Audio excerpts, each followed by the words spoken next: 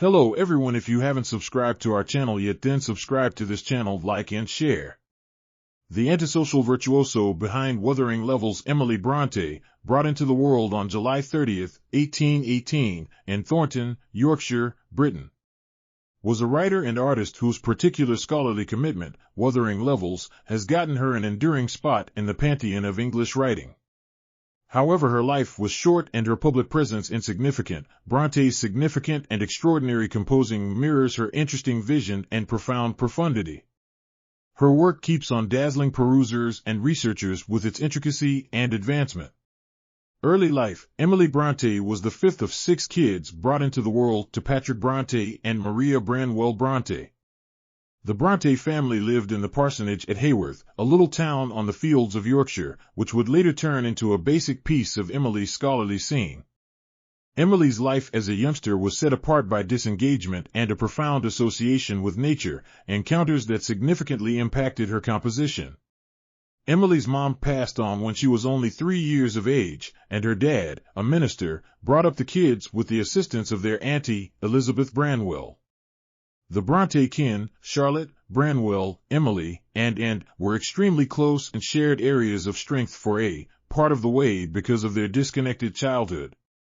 Their initial training was enhanced by their dad's broad library, which furnished them with a rich scholarly establishment.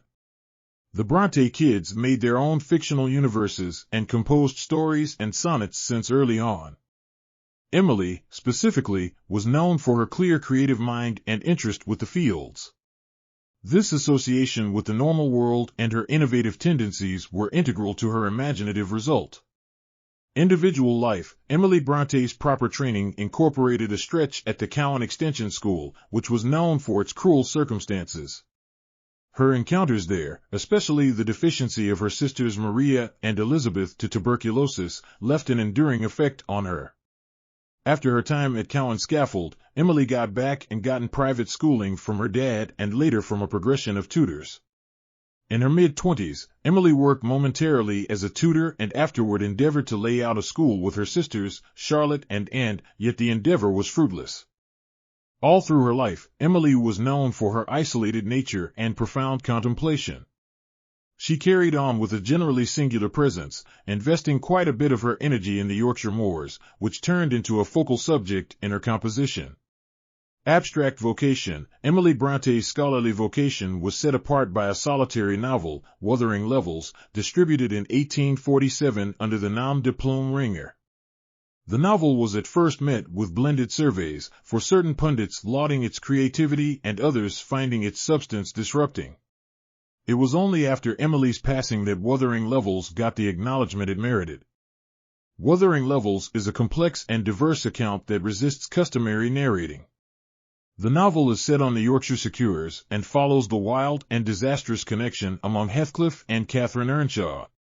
The story is told through a progression of settled stories, with the essential storyteller, Mr. Lockwood, retelling the story as told by Nellie Dignitary, a worker at Wuthering Heights. The clever subjects of enthusiasm, vengeance, and the powerful are interwoven with its depiction of the brutal and unforgiving scene of the fields. Emily's composing is portrayed by its extreme close-to-home profundity, Gothic components, and imaginative story structure.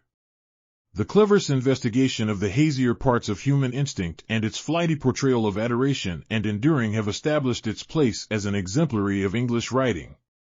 Verse and abstract impact. As well as Wuthering Heights, Emily Brontë composed an assortment of sonnets that were distributed post-mortem in 1846, alongside crafted by her sisters Charlotte and Anne. Emily's verse, portrayed by its clear symbolism and extreme profound articulation, uncovers an alternate feature of her innovative ability. Her sonnets frequently reflect subjects of nature, isolation, and the inward life, resounding with a similar power saw as in her book. Emily's work was generally eclipsed by her more popular sister Charlotte during her lifetime. Nonetheless, her novel voice and creative narrating techniques have since been perceived for their inventiveness and abstract importance. The Gothic and heartfelt components in her composition, alongside her investigation of mental and profound limits, have affected resulting ages of authors and perusers. Demise and heritage. Emily Bronte's life was unfortunately stopped when she passed on from tuberculosis on December 19, 1848, at 30 years old. Her passing, alongside the passings of her kin, left Charlotte Brontë as the sole enduring individual from the Brontë scholarly family.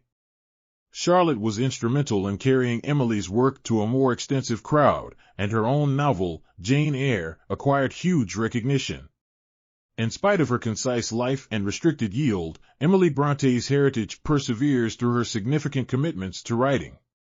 Wuthering Heights has been adjusted into various movies, TV shows, and stage creations, mirroring its preceded with pertinence and effect. Emily's investigation of perplexing topics and her unmistakable story style have procured her a spot among the most observed English journalists. Emily Bronte's work stays a demonstration of the force of creative mind and the capacity of writing to investigate the profundities of human experience. Her depiction of serious feelings and her creative narrating strategies keep on resounding with perusers and researchers the same. The fields, so key to her composition, have turned into an image of the strange and untamed parts of the human mind, mirroring the getting-through force of her scholarly vision. Conclusion: Emily Bronte's life and work mirror the intricacies of a hermetic virtuoso whose significant scholarly commitments have made a permanent imprint on English writing. Her lone presence and association with the regular world illuminated her composition, bringing about an original that resists simple order and keeps on spellbinding perusers with its crude close-to-home power. Through Wuthering Heights and her verse, Emily Brontë has gotten her place as a spearheading and compelling figure in scholarly history.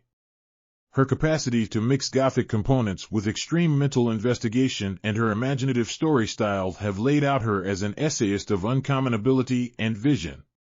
As perusers keep on drawing in with her work, Emily Bronte's inheritance perseveres as a reference point of scholarly greatness and imagination. Thank you for watching.